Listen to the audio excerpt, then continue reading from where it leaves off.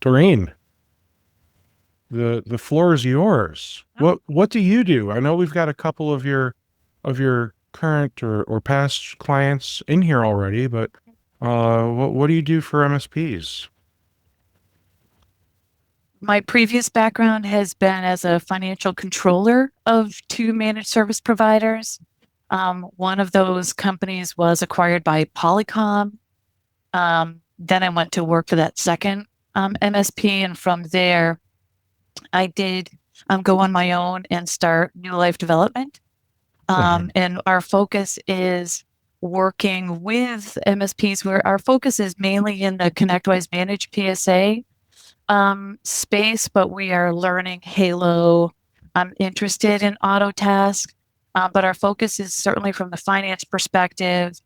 We do project consulting, as well as offer recurring accounting and ConnectWise admin, PSA admin services to help MSPs and other people within their organization to focus on where they really want to be able to focus on and not have to focus on the areas that we specialize in. And we love it. It's a lot of fun. Awesome. Awesome. All right. Well, I've got your slide deck up for the people. So let's dive in. You're gonna teach us you're gonna teach us all about sales and marketing today, right? No. Accounting for those expenses, though, is very valuable. Yes. So that'll be in here.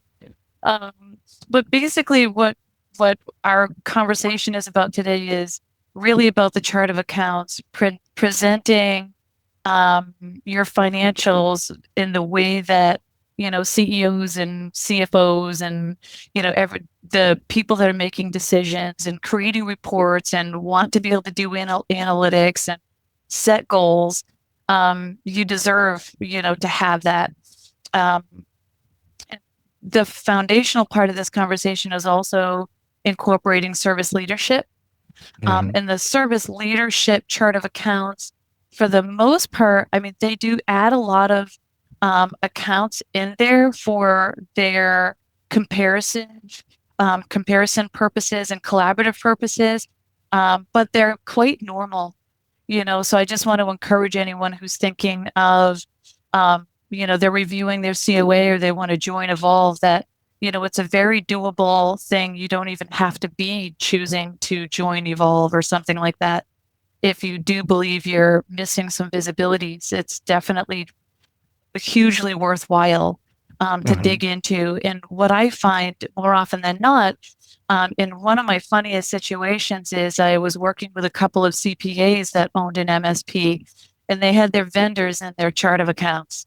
And I was like, I don't think they belong in there, but okay. But that's kind of where you get the too much detail versus oversimplified. Some chart of accounts will just have like the sales revenue line. You don't get service and your broken out lines of business.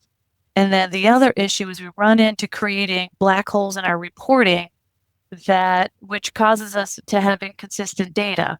If we don't have specific and unique lines that we want to even record our below the line expenses to, then I think it makes it harder to recall where those should go for consistency purposes.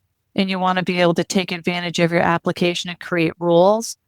But moreover, having a fuller financial chart of accounts and that visibility allows you to um, provide more accurate budgets and financial forecasting based on more specific things. Mhm. So, and then just from an example of, room to improve ideas, having the vendors even in the revenue or the cost side of the P&L is not typically necessary, because you can drill into that cost and get your group by vendor right inside there. So that's not typically super, super helpful data, especially if you're changing your vendors out. You really don't want them in there, because then it's just an account that no longer provides any value to you anymore. And then you can run into the too little data, kind of like that sales bucket all by itself. Yeah. having your labor, your product, and then having matching cogs down below. So this little detail on the right is also showing a disconnect. Like, where's the labor cogs? Why are the Well, numbers not in alignment? well, what's crazy is, you look at the too much detail, like let's just pick on Kaseya because everybody loves to pick on Kaseya. Um, I mean, if you were to think like if you put Kaseya as the chart of accounts, like Mhm. which part, is it the PSA? Is it the RMM? Is it the cybersecurity? Is it the Mhm. backups? Like that that doesn't give you like it's too much detail, but it still isn't enough detail. Mhm. No, And that's yeah, that true. that Yeah. doesn't help you at all if you do it by vendor. I think people that do that should probably just, I don't know, not be in business. No, But this no. is real, Steve. This is real. I really saw it with my very own eyes. Yeah. So, what's crazy, I ran an MSP. I remember what it was like to start the Mhm. MSP. I was bootstrapped. I didn't have clients. I didn't have a bunch of money to like inject into this business, which means I didn't have the ability or the desire to hire an accountant or a CPA or whatever to come set my books up for me. And you know what that means? I set them up myself. And I think a lot of MSPs go through that. Mhm. Um, at least first MSPs. You know what I mean? Like Mhm. someone will start an MSP, maybe they get acquired and then a few years later they start another one. Now they know all the things they didn't know the first time. So now they're going to hire Very good people point. right from the Mhm. beginning and get it done right the first time. Or Right. maybe it's just somebody who maybe they went and got like their what is it, their MBA. So they know enough to be dangerous to understand like, oh, these chart of accounts are really important and here's why. But I'm not an accountant, I'm not a bookkeeper, so I don't know how I should break Mhm. them down. So this is one of those things I actually should spend money on to like have somebody set up for me. Mhm. So it's tough. Like, a lot of MSPs are started by the IT guy who thinks he wants to be his own boss so he can make more money, right? Mhm. Um Very good point. and Yes. then they find out they have to run a business too. So so Surprise. yeah. So answer in the chat, which one of you and there's no wrong answer. I'm not gonna think less of you guys, but of the people here who started their MSP and they were kind of bootstrapped like I was, and they maybe set up their chart of accounts inefficiently, and uh you know I'd love to hear your horror stories. If your chart of accounts are still set up inefficiently, don't worry. We're still not trying to sell you anything. I mean, I'm sure Doreen would love to, but it's not the point of this. Um, and if you're Remediation is a thing. what was that? Remediation is a thing. Right, right, yeah. All right, here we go. Todd said he's guilty. Yes. Yeah, well, I think a lot of us have been there, and I Yes. know some of the people in the room might just be like, I don't know, like an employee at an MSP, right? So not all Mhm. of you are the CEO. Some of you are just, on the accounting team. Um, so you definitely have some juicy dirt. No. Uh, all right. So too much detail, which still surprisingly is not enough detail. Mhm. Too little detail definitely is not enough detail. Um, So Justin, I think I can actually answer this question. Why is too much detail a problem? How else do you answer the question, why did Cisco Umbrella get so expensive all of a sudden? You should be able to run a report in QuickBooks against any of your vendors to still be able to get that information. The chart of accounts is really there to help you Like I know the balance sheet's a thing, but I never used it. I didn't understand it. I always looked at the P&L, you know? I know. Um, so the P&L at the very least is there to show you what what is my profitability?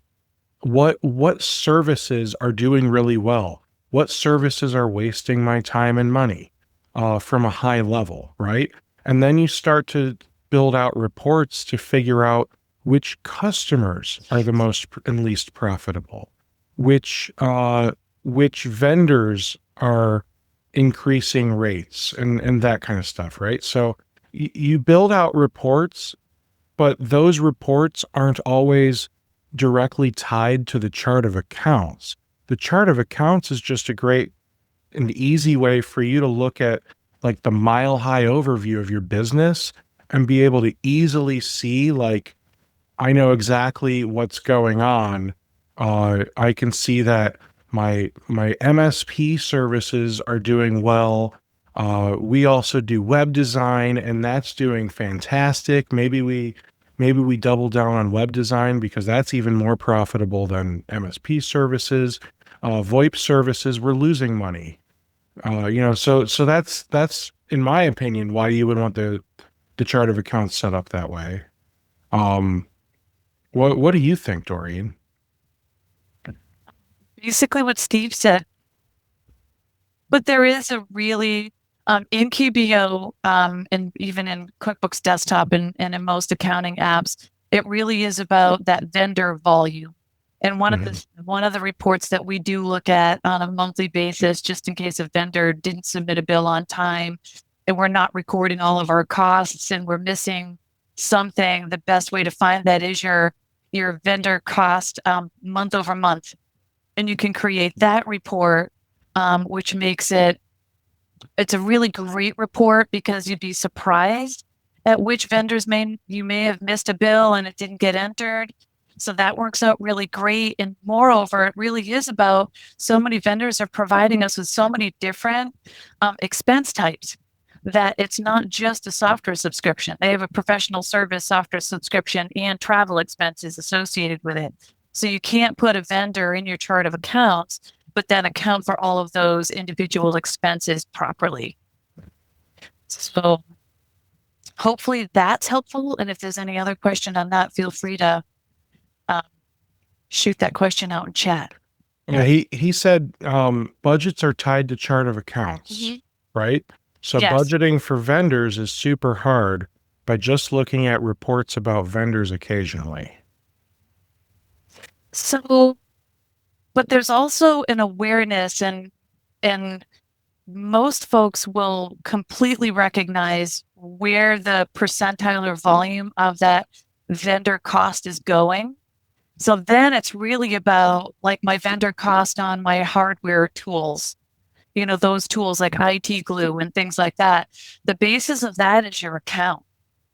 So if you're looking at your hard cogs or tools account, which is those items that you're typically not reselling to your customer, but your engineering staff is using them to provide their client facing services,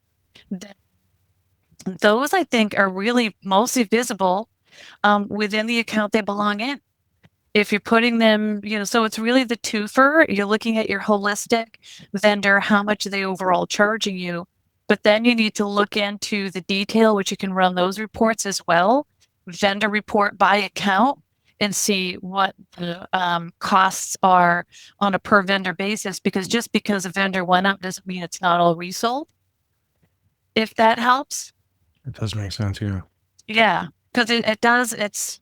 Takes two to tango. It's like the detail, but the holistic summary as well. How much are they charging and subscription creep? Oh, that's a whole other conversation. Yeah. And then I think it was last week, or maybe it was a few weeks ago now. Yeah, it was a few weeks ago. We were talking about can't think of the term. Purchasing procurement.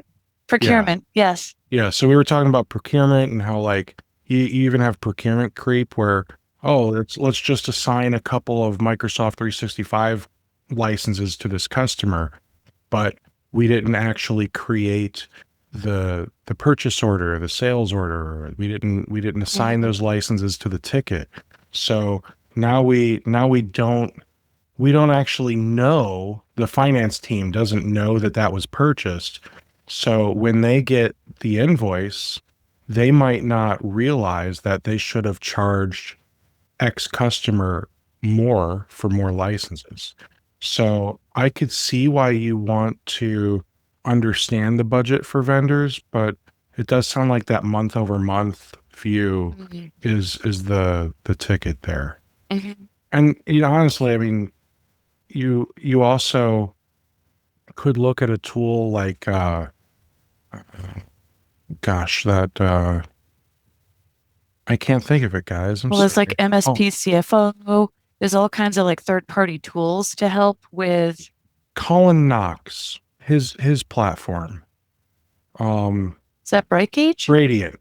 Gradient. Oh, wait. Oh, Gradient. Okay. Gradient can help you reconcile like licenses from Pax 8 to your Hmm. clients, to your invoices and all that stuff. So that way you're less Have to likely lose it. to miss stuff.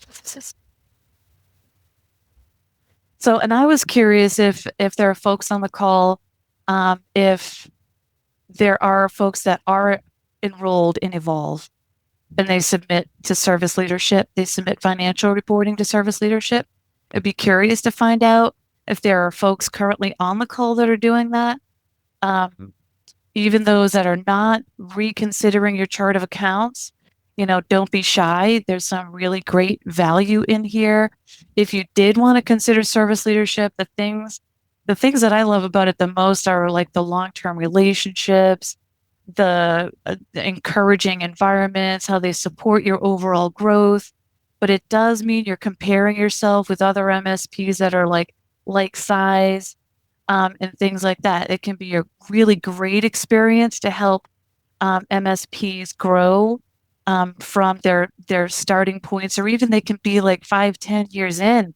And Mhm. and joining a group like that, you just get so much encouragement from other companies that have recognized some successes that you're striving for. And they're more than happy to talk about different tools and challenges that tools they've used, challenges they've overcome, you know, all kinds of really great data to help other companies do the same thing and become like super successful. Um, so what I wanted to share next too is that with the service leadership in it, and I do come from the financial perspective because I do think the chart of accounts is hugely important. Much of this is very normal. This piece of the service leadership, which is a proprietary organization, so it's a sample of what they're like. This is just a practices revenue section. So this is like projects basically and technical revenue type of little short list here. It does not all have to be in your chart of accounts, though, because I don't want people to be afraid of, redeveloping their chart of accounts and like it just makes their head explode. It doesn't have to. It can be a minimalist list because the challenge is that, like what Steve was mentioning earlier, that a lot of companies will start out with a chart of accounts that's simpler. And if a CPA designed it, oftentimes they're designing it for their tax purposes.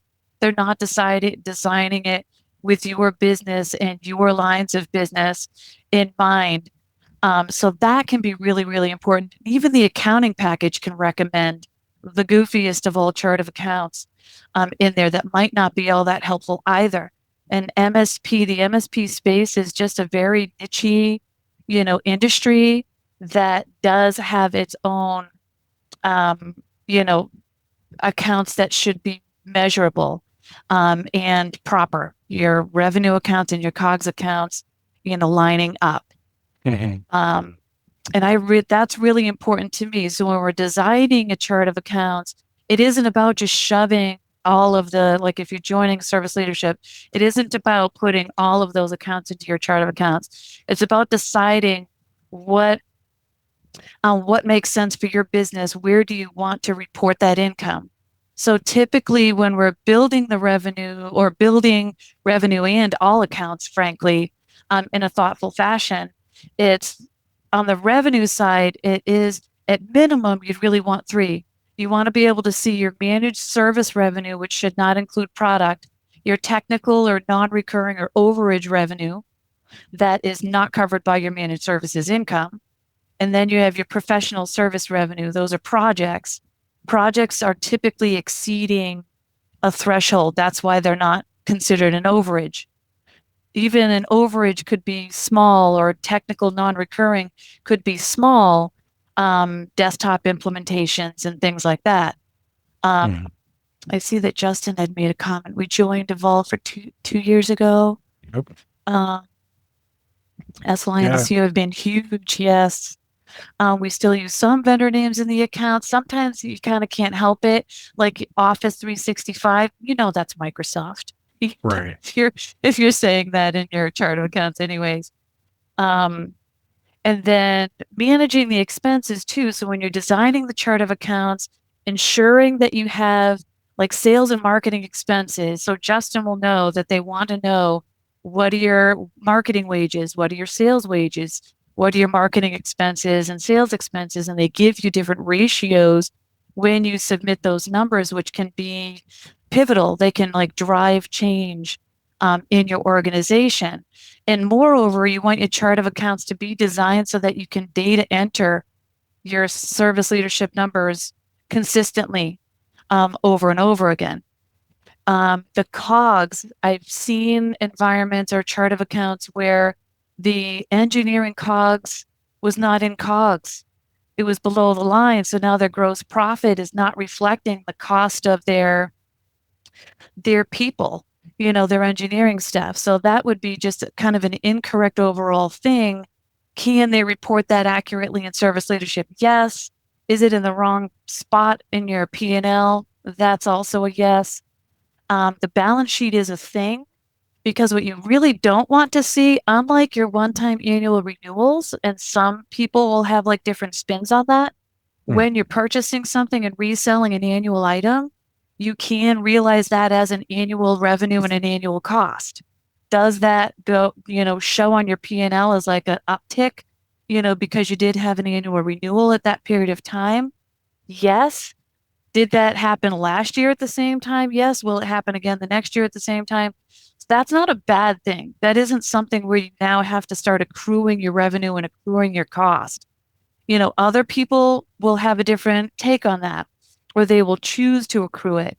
Um, but when it comes to deferred revenues and some prepaid expenses like your insurances and prepaying for your IT glue for the year, or your QBO or your Intact for the year, you don't want to record that expense as a one shot, because that is for your 12-month term.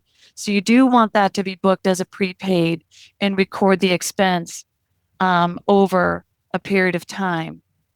Hmm. Steve is going to chime in. Yes. I have I a mean, poll popping up on my screen right now. I oh wasn't yeah. sure if I should stop talking. No, no, you're okay. That Okay. that's why I told them about it earlier. I Yeah, I told them about it earlier, so I didn't have to derail the whole thing. Oh, wow. That's so good. Oh, is it going to stay on the screen when I click through? Okay, good, because I don't want I to miss don't. it. I mean, we Um, don't see it on your screen, so you should be able to close it. Interesting. Okay. So then this is where like folks that are in service leadership for sure, this is just kind of showing you the concept of where you're, what are you measuring and where do you want to embed your codes, and how do you set up your chart of accounts. So unlike putting the vendor in this example here, we're showing like backup and DR where you could have white label, which is where it's your name and not the vendor name, Hmm. versus branded where the client knows that it's Microsoft Office 365, obviously. So for the purposes of service leadership, they actually only want you to record like this one number, CL2, for all your SaaS product. Hmm. But from a finance perspective, we want it broken out, because I've had an example where I was doing, working on a project for an MSP, and we broke out their their recurring products into their individual revenue and cost buckets, immediately they realized that they had a gap in their process. They were not auditing their vendor bill and their recurring agreement, and they were losing not only margin, because it was a $3,000 delta. So that doesn't even include the margin on a monthly basis in cost. So they were upside down by 3,000, excluding the margin itself. So just because service leadership says, oh, I only want to see CL2, does not mean you don't want to distribute those numbers out. Huh. My So 2 cents, any hoozy. Jennifer said she spent a lot of time creating our Oh, own end of month reports to give the true cogs for our business. The biggest pain point has been the cost of labor against MSAs. Like you said, we aren't seeing the actual margin on our projects or MSAs without labor. We have not been able to find the capabilities within Manage to generate an accurate report. yeah, the labor component is especially tricky, and what I have found most companies are resorting to, and some companies have come up with some great BI reports. But it's also about what is the data that's, especially when it comes to projects, because or actually managed services, frankly. But when it comes to project work, it should be the basis of the time that's actually entered. If staff members are inflating any of the time, and I don't mean that in a bad way, I mean a lot of times, especially for projects, a lot of time enterers will round up just naturally. They're just going to round up even if it didn't take them all that time. And the cost should be the basis of the member in the setup tables itself. It shouldn't be the basis of any product that's on any project. Hopefully the revenue basis is not product, it's the billing method on the finance tab, at least in ConnectWise PSA. So there should be the ability to get a better sense of cost on project. The MSA side can be extra, extra tricky, especially if the managed services agreement has product on it also. That makes it really hard to use the financial dashboard in ConnectWise Managed PSA, but we can usually get around a lot of that by having as quality of data, like no cost on your managed services agreements.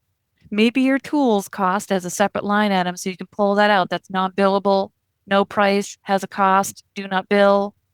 And then the MSP CFO functionality is really great. Bright Gauge has some really great reporting, but I've seen some great BI reporting out there as well. Cool.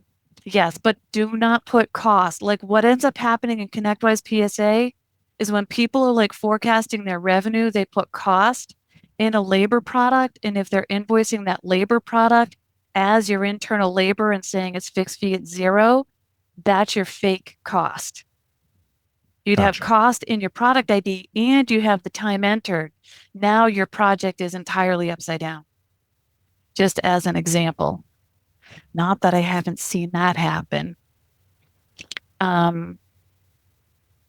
Yeah. So then if we're planning, Steve, do you have any questions? I mean, a million, but no, we're good so far.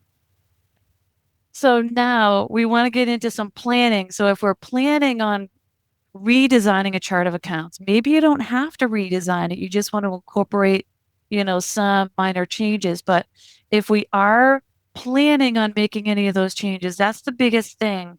And a lot of companies, actually, there's not a lot of companies, I'll be honest. Most of the calls that I'm on, companies are very real. They're not just operational, they're financial.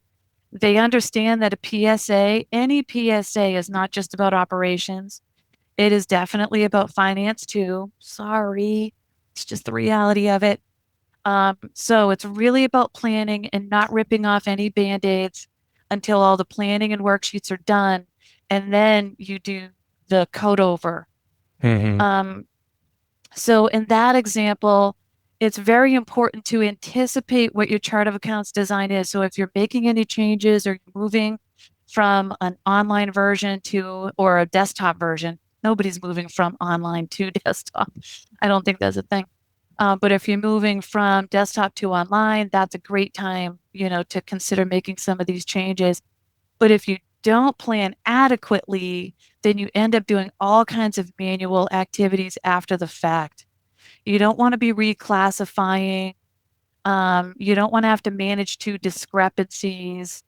You want to make sure that you're intentionally structuring your PSA and your product catalog to map. And I have a couple of tips on that as well, as far as incorporating the stakeholders, because they do have to understand the importance.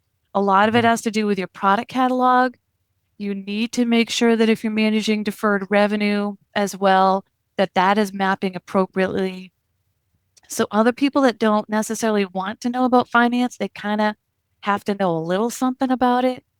Um, and then a lot of the pitfalls that we want to try to avoid is I don't really recommend mapping 100% of everything, because then it's harder to find a black hole. I'm more of a fan of something in the GL bouncing and saying, oops, somebody booked something to a wrong account.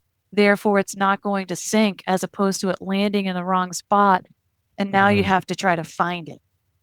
So that's kind of one of the things that I'm talking about in that last column there. Any changes really need to be documented, and PSAs will change too because they're cloud-based, which can be really tricky. And then really Yeah. having to train the team members, on these process designs and the functionality so that they can contribute to the solution and not be part of the problem. So, I'm pretty sure I was part of the problem. Not you, never, never. Yeah, I think You're I was. funny. I think I was part of the problem. Oh my goodness. So in Halo, they have a combined category subcategory. In ConnectWise PSA, the product catalog has categories and subcategories. Um, and when you're managing, so this is just kind of like the thought process behind the actual sync and the mapping. So when we're mapping, if you have your category be recurring product, maybe your chart of account says recurring product, as your one of your accounts, your main account. And then if you have backup and DR as your revenue and your COGS account, maybe you have backup and DR as a subcategory in ConnectWise Manage, which clearly maps to that same location um, in accounting. That's it might sound like I'm oversimplifying it. It might also sound, complicated. It's really that straightforward, that if we're actually using category, subcategory combinations that direct where they're landing on the P&L, that's very intuitive. You can see it in your product catalog, manage to it, very intuitively. Um, so I think that's the main thing about maintaining the integrity of your product catalog and ensuring that your data is going to land in the correct locations when you're mapping. Hmm. Um, Uh, mhm. when mapping, how do I want to phrase this? When mapping the categories and subcategories in the PSA, Mhm. um, and then doing the GL mapping in the PSA, how do you avoid the sync issues? Because I think we all say, "Oh yeah, we're just going to avoid sync issues and we're going to do all Mhm. this right." But then you do it and then you realize you screwed something up anyway. So, True, that's very true. So you definitely want your recurring product to be should not be created in your quoting tool. The recurring product should be created in your PSA. And those should be pulled from your PSA into your quoting tool, so that they're not creating sync issues. Because as soon as the incorrect categorizations are selected, then it is not going to properly sync. that makes perfect So sense. So product catalog management is really, really important because once you create an item that doesn't have the correct category, subcategory, as soon as it lands in your accounting package, once it could be curtains for you. I mean, now you have to remediate it in 2 locations, which can be really, really tricky and hard on the eyes as well. Um, so now we're talking about just, making sure that our data is planned. We want to make sure we're planned, and then you set your go live. So once you've set when you want to actually flip your data, because you flip it all within like hours or a couple of days or over a weekend. That's usually what the process is. So you want to make sure that you have your timeline. Nobody's recording additional records at that moment in time. You want to kind of stop doing that. Staff can definitely enter time and provide support. So I don't want that to be a confusing statement. It's really about the invoicing side, that when you decide you want to redo a chart of accounts and redo any kind of mapping, it's a pretty much holistic approach to the product catalog, potentially even your structure, your My Company structure, considering your business units and your boards when we're talking about ConnectWise PSA. Other PSAs I do have some familiarity with are a little bit different. Um, so it's really a matter of making sure that you do have all of that planning in place. Um, and then you rip the Band-Aid off and you just decide, okay, we're ready to go. And you actually incorporate the changes in the system. And then you're creating records, testing, and proving that all of the data is flowing accurately. So while Mm. you're in the midst of that transition, you cannot sync records because they will bounce. And you really don't want to send them, because usually when you're sending them, that's when they're closing. And then like invoice records, you don't want to create an invoice record and send them while you're in the middle of this remediation. That would not be a good idea. People can continue to enter time, enter their expenses, create quotes. Sometimes the quoting function will kind of break a little bit, but you can kind of fix that because we know that, you know, um, it's a big train. You can't just stop it like that. Mhm. It's got to keep moving. Um, Yes. So if there's any questions, I'm just gonna. So, picking a go live date, I think, was Mhm, probably one of my most frustrating decisions when I decided to completely revamp my chart of accounts to mhm, have it make more sense. mhm, Um, the biggest problem was, I had all this historical data that sucked, right? mhm, So obviously I can fix mm, things moving forward, but I also probably need to figure out how to fix the historical mm, data so that way it can give me some like month over month, year over year type mhm. of even if it's only the last couple years. What I found is that I have OCD when it comes to data, No. and and Yes. and so what I would do is like I said, all right, I'm just gonna like do it. So I think I spent several days or an entire week just going through every single like product or service or whatever in my QuickBooks and just updating the chart of accounts uh, uh, item Mhm, that it was connected to. mhm, And if I recall correctly, it didn't like break any of the invoices I had already mhm. sent customers and Right. that had already gotten paid. But Mhm, what it did was it completely updated like my P&L and L and my balance sheet and mhm, everything else. So that way it all made a lot more mhm. sense. So, um, tell me why the way I did it was wrong. Because it probably was in the sense that I just like, I did my research. I figured out what I wanted my chart of accounts to be. Mhm, I like set up the accounts.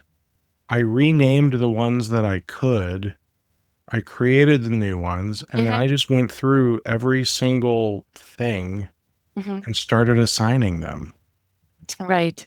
And that sometimes that can work, but for the most part, what you want to try to avoid is editing any of your accounting history that's already in a previously filed tax year. A lot of What's times the it worst should, that could happen? I don't know, an audit.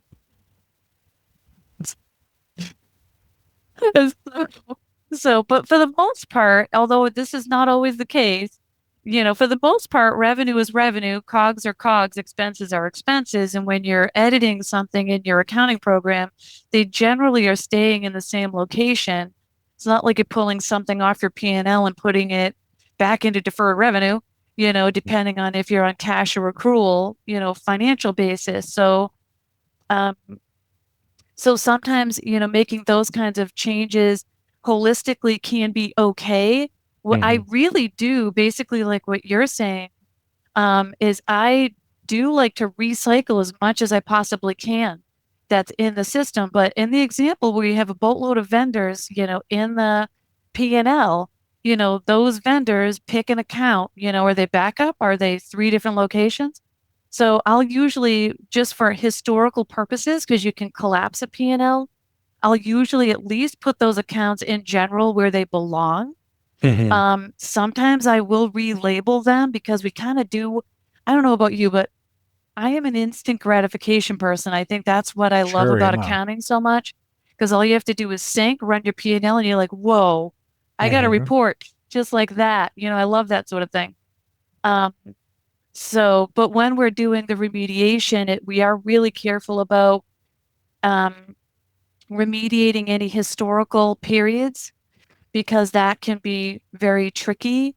Mhm. We don't necessarily want to start a whole new set of books. That's just unfun, and then you lose all your history. And then you have to journal enter all that stuff in. So that's not usually absolutely necessary. But Mhm. we usually will just, put them in like a safe place so that you can see your history that's in or about the location it belongs in anyway. I mean, if we're in QBO, I know that that's a thing. We can definitely maintain a level of integrity in our Mhm. financial reporting without just, throwing everything up in the air and seeing where it's going to land.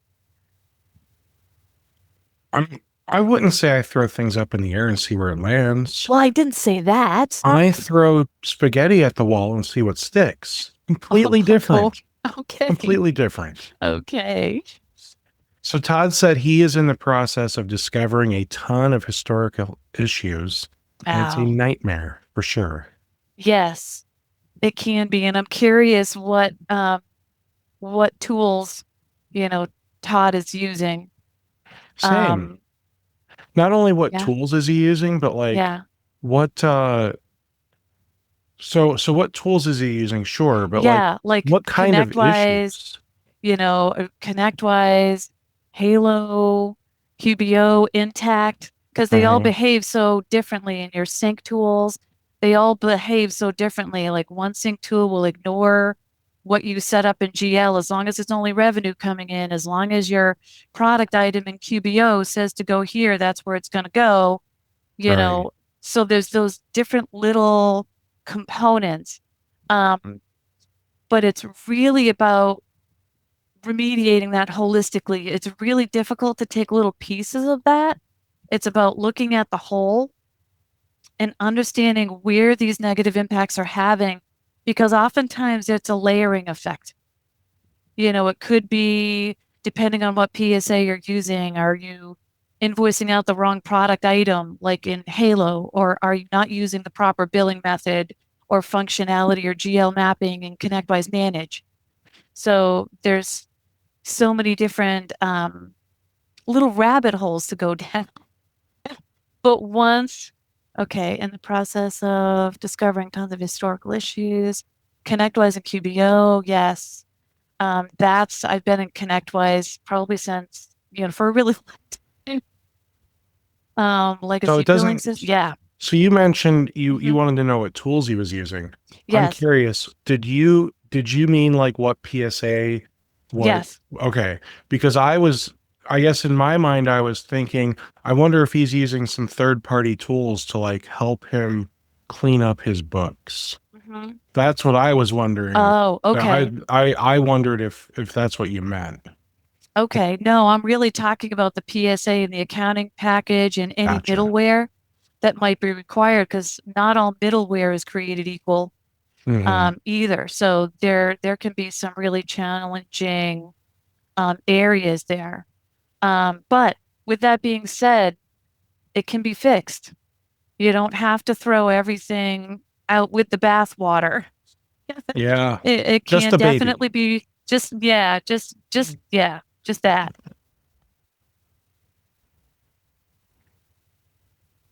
So, but, but yes, because I mean, being proactive is really important.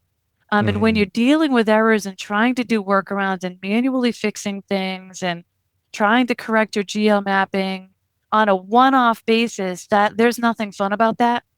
So it's Hmm. really best to, um, consider the holistic system because it's not usually just one field. It's not just one mapping. It's not just one category. But what I do find out, at least for the ConnectWise Manage environment, a lot of times it does have a whole lot to do with the product catalog. So as Hmm. soon as people are putting labor in the product catalog, which is the thing, because that labor is supposed to convert to be your billing method, then when that converts, it's not supposed to be invoicing as a product anymore. So, and not all ConnectWise PSA users think of it the same way, but for the most part, I find that to be really, really important in the ConnectWise Manage community. That tends to be um, very important in how it functions and how it presents, even in the invoicing, list and search and creation view. Um, just how it presents is not product. Labor is labor, product is product. Um, but we can chat about that, Todd. So, fixing sync Yeah. issues and avoiding them is hugely important. Um, oh my gosh, yes. You really just have to find those and deal with them on a case by case basis, but you want to try to prove it in a much smaller batch, right? So you don't go live after your remediation in your ConnectWise Manage environment, which is by ensuring and I can't remember if we went by the task. It's been a little while since I've presented. That's a little out of practice. Um, but there are certain areas within ConnectWise Manage that we would be ensuring is all remediated at the same time. It's your product catalog, your categories and subcategories with all of your products, redesigning your chart of accounts, updating your general ledger mapping. If there's any change to your My Company structure, that's all done, basically at the same time. You do all of your general ledger mapping with those bases and about understanding how do you invoice your labor. So labor invoicing is really, really important. And I recommend it's the billing method and it's not products unless it's subcategory or your recurring agreement. So that tends to be, pretty important as well. Um, and then when you have done all this remediation, you don't just sync 5,000 records. You sync a couple and then you check them and if they landed correctly, or depending on your sync tool, it could pop an error, or we intentionally make it pop an error. We're like, no, that product should not be on a sales order. Labor SKU should not be on a sales order unless it's a subcontractor, so you don't Hmm. want that to sync as a product, things like that. Um, yes. Interesting. Yeah. So yeah, it's a, it's fun. Did I tell Yeah. you how fun this is? It sounds like so much fun. Oh, it is. It's a lot of So fun. much fun. And I Yeah. and I just want to warn you, we Yes. technically only have a few minutes left. Yes, I know. Time flies. It Oh my does. goodness. And just It just to definitely remind you guys, flies. as soon as this Yes. session's done, you're going to get an email right away from Zoom with the correct Mm. survey link. If you take that survey, you'll get entered for a chance to win $250 in Amazon gift card. Mm-hmm. I phrased that weird. Yeah. Amazon gift card and everything. Okay. Yeah. So I kind of jumped to this one anyways. So this one does have to do with testing small group of records. Um, I just want to encourage anybody that remediation is it doesn't have to be that scary.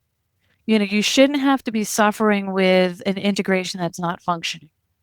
That you should not have to live like that. That's just a pain. It's very unpredictable. It makes it very hard for you to report consistently in a collaborative group for sure. I mean, if you want to report consistently in a collaborative group, you really need to make sure your PSA is speaking consistently to your accounting program. Um, so that's kind of, what that's all about. And you want to address those sync issues, as quickly as possible. It's no fun to just have to edit stuff constantly.